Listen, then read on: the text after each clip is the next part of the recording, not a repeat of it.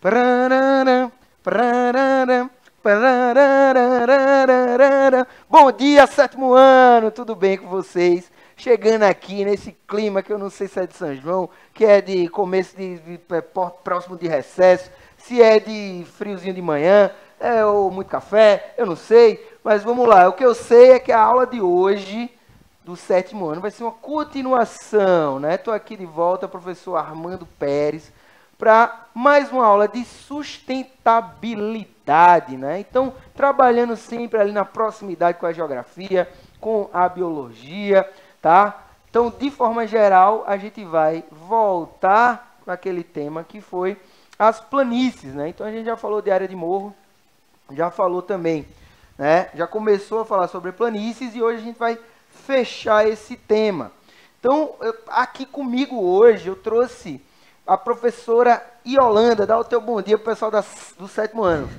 Bom dia, minha gente. Olhe, vocês não imaginam como eu estou de estar aqui nessa aula, tendo que ver uma coisa dessas. Muito bom, né não? Vamos aproveitar que a aula tá massa.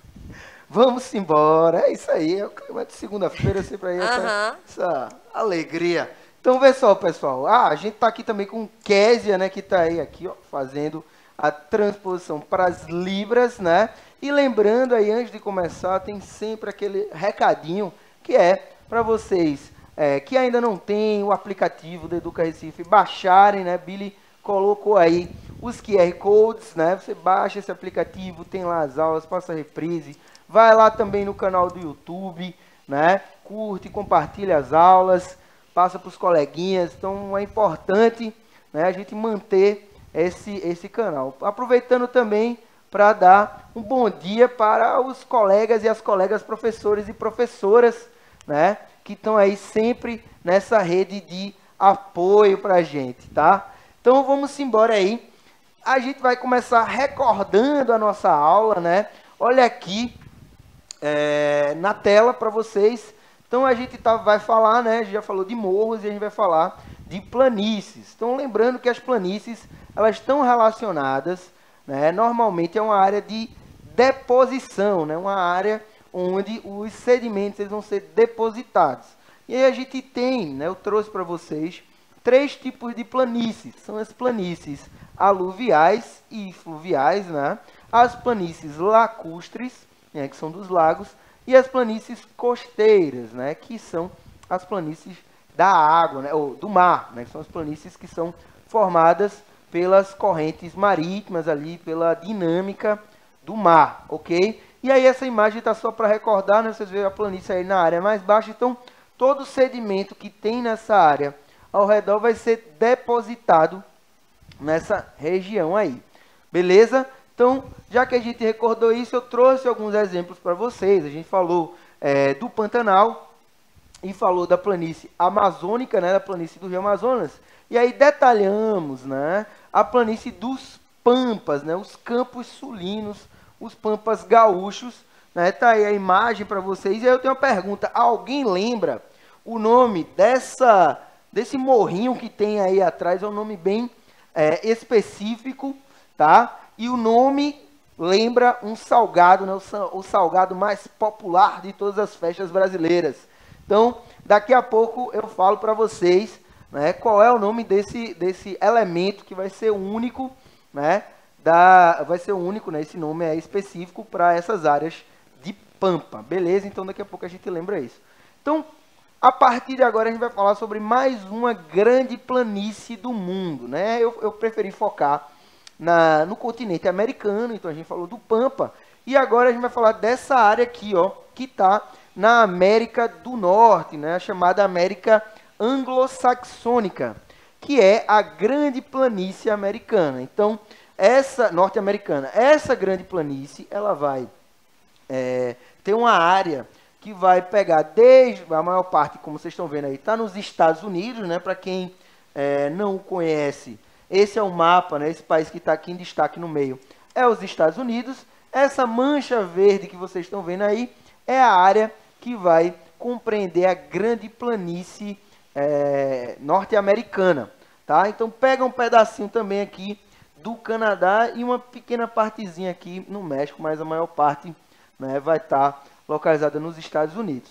Então, observa aqui que ó, essa perspectiva, né, mostra também essa característica, né, essa planura aí, e que, assim como a grande planície aqui, né, do sul, os Pampas, é muito utilizada tanto para a monocultura, né, então a agricultura mecanizada, que vai aí ser favorecida pelo relevo plano, e também, né, é utilizada para a produção pecuária, né, principalmente a pecuária bovina, que vai atuar aí nessas áreas, né, favorecendo-se do clima, né, favorecendo do clima e também desse relevo aí mais plano. Beleza, pessoal? Então, ó, a galera disse, geografia decoreba, né, e o que é que tem a ver isso com sustentabilidade? Vejam só.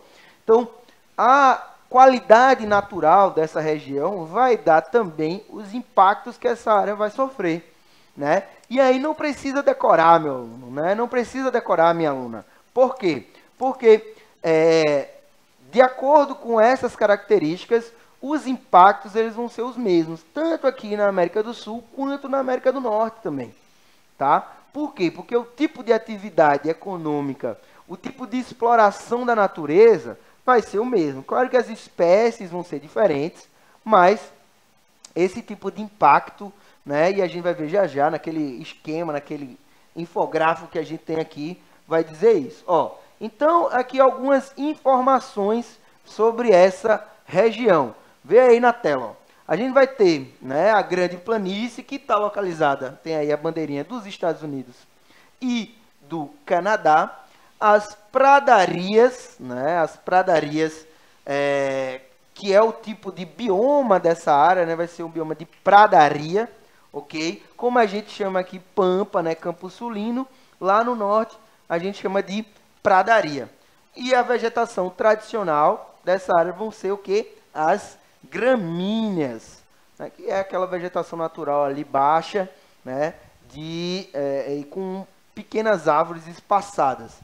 A área total, pessoal, a área vai ser bem maior do que o Pampa, né? O Pampa tem cerca de 700 mil quilômetros quadrados e a área das grandes planícies vai ter cerca de 1.300.000 quilômetros quadrados. E aí eu pergunto para vocês, vamos voltar agora, vocês se lembram o nome desse relevo aqui?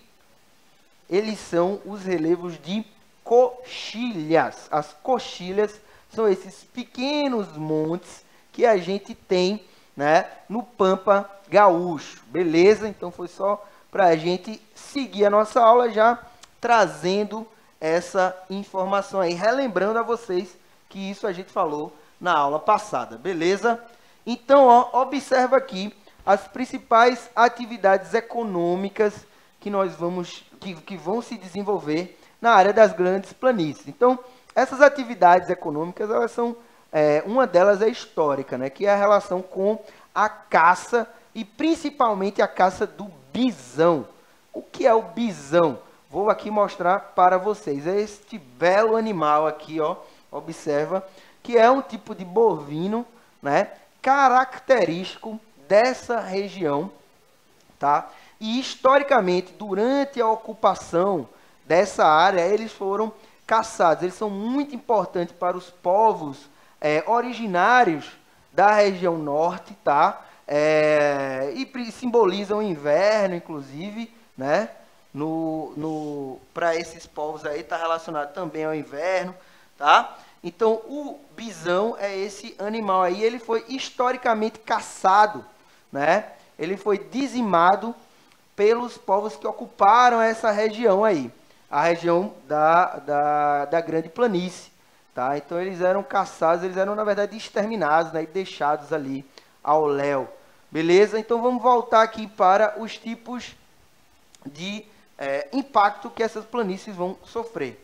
Então, a gente já falou da caça, né, que vai impactar diretamente os animais, tá?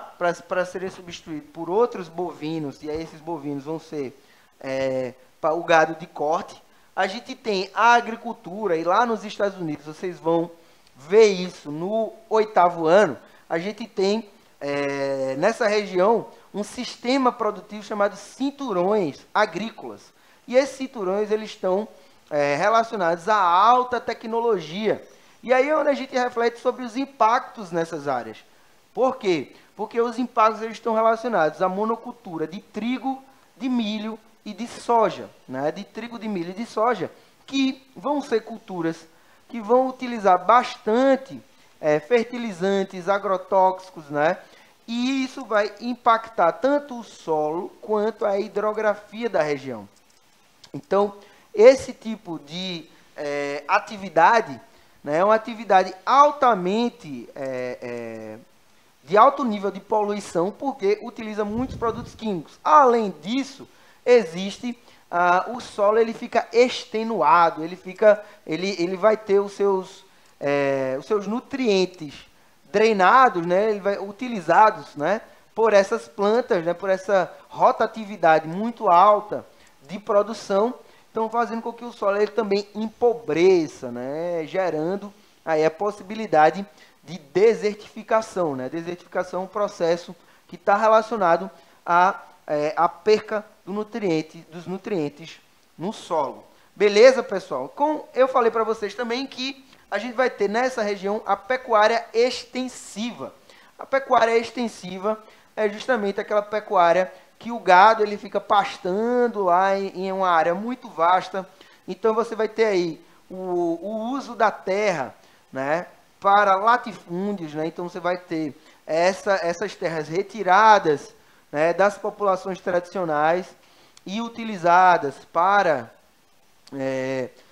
o gado pastar, né? Então a pecuária extensiva que gera impacto de pisoteamento, né? Gera esses impactos aí no solo. Beleza, pessoal? Então, relembrando aí, aqui a gente tem o bisão, né? Então agora vocês já sabem, vocês já estão ligadinhos e ligadinhas nesses impactos, e vocês sabem que tanto na América do Norte quanto na América do Sul, essa região ela vai sofrer com os mesmos usos, né? Então os mesmos usos eles vão estar relacionados aí por causa da característica natural, ok? Vamos seguir, ó. E agora a gente vai migrar, né? A gente analisou as paisagens naturais, né, para as paisagens urbanas. Então, professor Yolanda, né, nesses últimos tempos a gente teve aí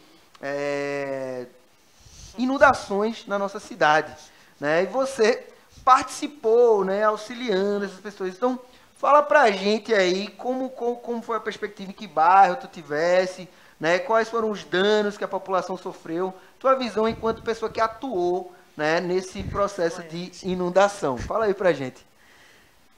Professor, essa situação, esse bairro em que eu estava, trabalhei lá há muitos anos, que foi na Bomba do Emetério, e infelizmente o que me passou é a questão da tragédia urbana, né, de falta de políticas públicas, porque já haviam se anunciado já há um bom tempo de que poderia acontecer tudo isso. Sempre importante lembrar que as pessoas estão morando em áreas de situação de risco por necessidade financeira e por não ter espaço, né, cabível, digno nas cidades. Porque as chuvas, gente, fazem parte, né? Como o professor está mostrando aqui, é um fenômeno natural, faz parte da natureza. Agora, desigualdade social, ter problemas sociais, não. E a comunidade foi bem atingida, mas está lá bravamente recomeçando.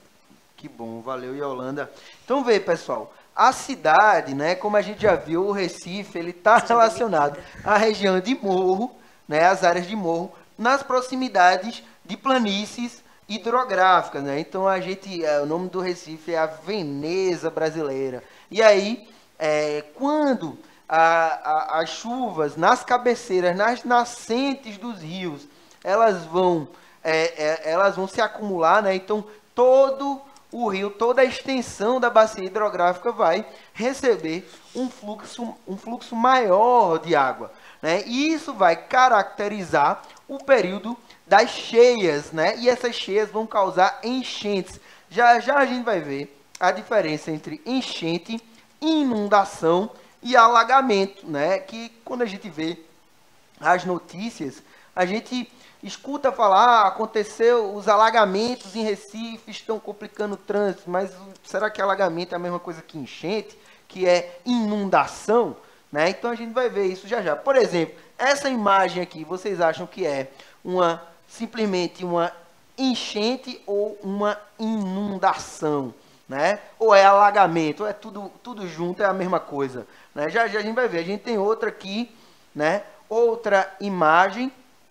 Tá aí aqui uma área mais urbana, mais cabível, né? A gente tem um prédio aí atrás, né? Os carros passando, né? Então, até tendo passado aquelas semanas que foram mais intensas, a gente teve na quarta-feira passada uma chuva, né? Que num pequeno espaço de tempo, né? Inundou muitas áreas da cidade, causando mais uma vez, né?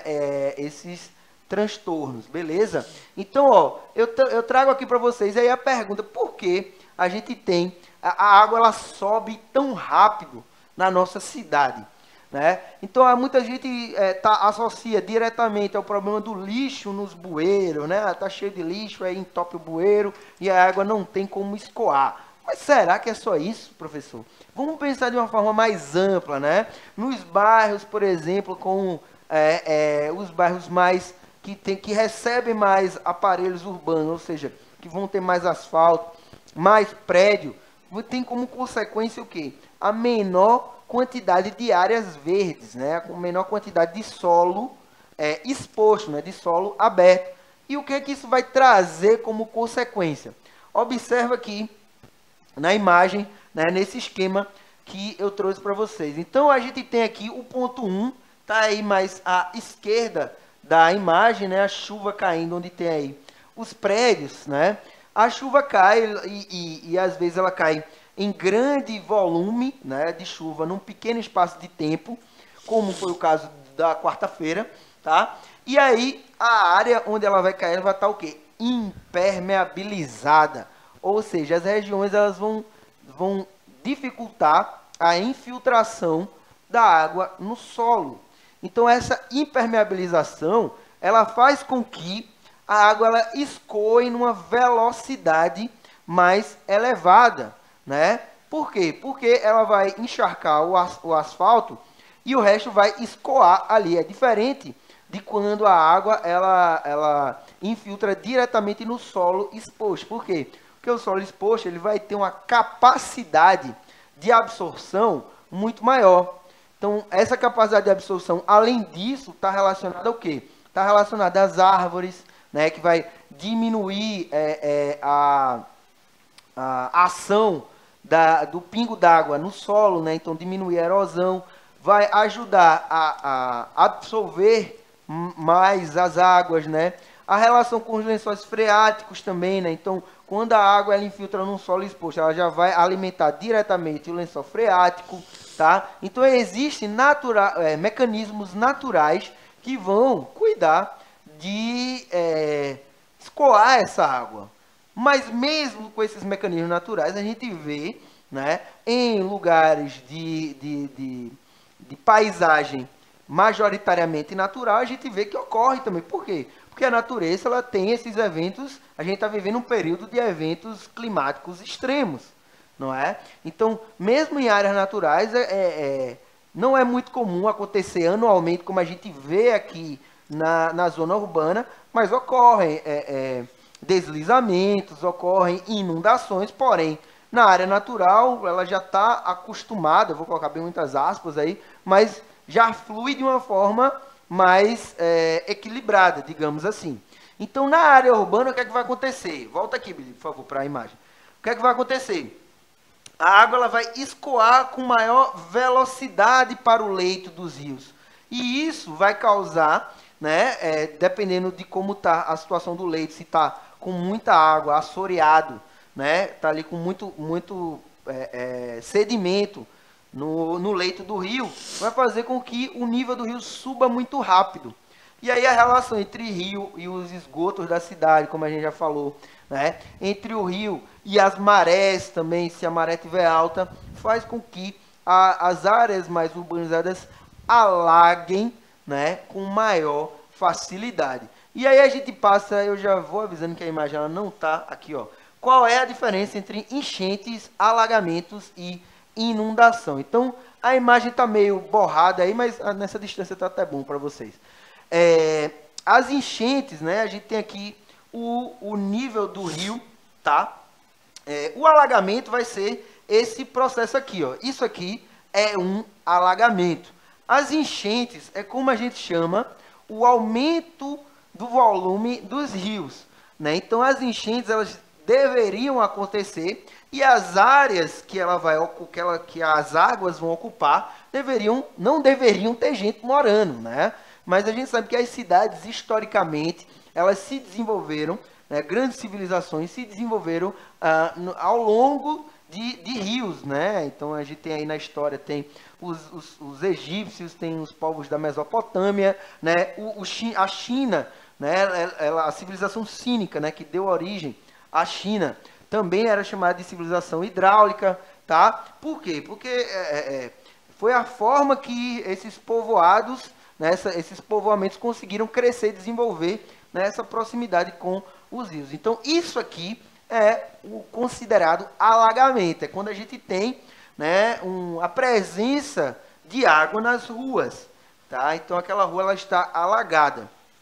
Essa outra imagem aqui, ela já se configura como uma inundação, que é quando há, veja, aí agora a gente fala, quando há uma invasão do rio, mas quem é que está invadindo aqui, né? Porque comumente, quando a gente vai ler o significado de inundação, é quando o rio invade uma área de habitação, tá? E aí se chama inundação. Porém, minha gente, né, a gente sempre fica nesse debate aqui, nessa dualidade, né, entre a ocupação humana e a natureza. Né? A ideia, né, dessa disciplina de sustentabilidade, da gente pensar de forma sustentável, é da gente ver, da forma que está agora, como é que a gente impacta menos. Ou seja, como é que a gente invade menos, como é que a gente interfere menos nessas dinâmicas naturais. Por quê? Porque, infelizmente, né, é o que a professora Yolanda falou, né, todo ano essas questões elas vão se repetir, porque não se cuida para que diminua o impacto sobre as populações. E aí, principalmente, as populações que vão se encontrar em bairros de menos aparelho urbano, né, de menos urbanização. Então, são bairros onde não tem uma coleta de lixo, né, são bairros, são habitações, né, completamente inadequadas do ponto de vista inadequadas para as pessoas morarem. Então, vai ali cortar uma barreira. Então, perceba que o objetivo da gente trabalhar a sustentabilidade nisso aqui, nesse tema, é a gente trazer para vocês a interação que existe. Né? Não adianta olhar só o morro sozinho sem olhar a planície. Né? Não adianta olhar a chuva sem olhar como é que está o rio. Né? O aumento da chuva sem olhar como é que está o rio. Então, dentro disso tudo, a gente tem que ter principalmente políticas públicas e um pensamento realmente voltado para a sustentabilidade. Né? Por quê? Porque a desigualdade social também é um motivo de insustentabilidade ambiental. Porque a gente não pode considerar só meio ambiente o verde, né? As áreas verdes é uma maravilha, né? Mas a gente tem meio ambiente urbano também. Por quê? Porque antigamente, isso aqui, né? Por isso que eu falei, a gente hoje em dia diz que o rio invade. Só que quem estava primeiro aqui era o rio, né? Essas áreas da cidade de Recife são áreas que foram aterradas. São mangues que foram aterrados. Então, é uma área de escoamento natural, é uma área de inundação natural. Então, na dinâmica das enchentes naturais, é aceitável a inundação. É por isso que a gente tem tanto mangue na nossa cidade, né? Então, observa aí, nessa distância aí, dá até para ver de forma razoável, a gente tem o leito do rio, né? A gente vai ter as ocupações nas cidades e a gente vai ter áreas que vão ser alagadas, né? Então a enchente vai ser o aumento do nível do rio, né? E aí as áreas que estão no entorno são chamados terraços, então são as zonas de inundação, né? Ou seja, onde a área ela naturalmente recebe o fluxo de água quando ela extrapola o caminho do rio, né? Quando ela extrapola o fluxo natural do rio. E os alagamentos é o que a gente vê normalmente aqui na nossa cidade, né? Porque a água não consegue infiltrar. Beleza, pessoal? Então, ó, vou deixar aqui uma atividade para vocês, uma atividade de pesquisa. Joga aí na tela, Billy, por favor. Fazer uma pesquisa da relação entre as mudanças climáticas, e aí a gente vai entrar, ó, vai ser massa, você pode assistir nossas aulas lá do começo do ano, que a gente fala sobre essas questões de mudança climática, né, que está relacionado a eventos climáticos extremos, então a gente tem aula sobre isso. Se você assistir essa aula, você consegue fazer essa pesquisa, né?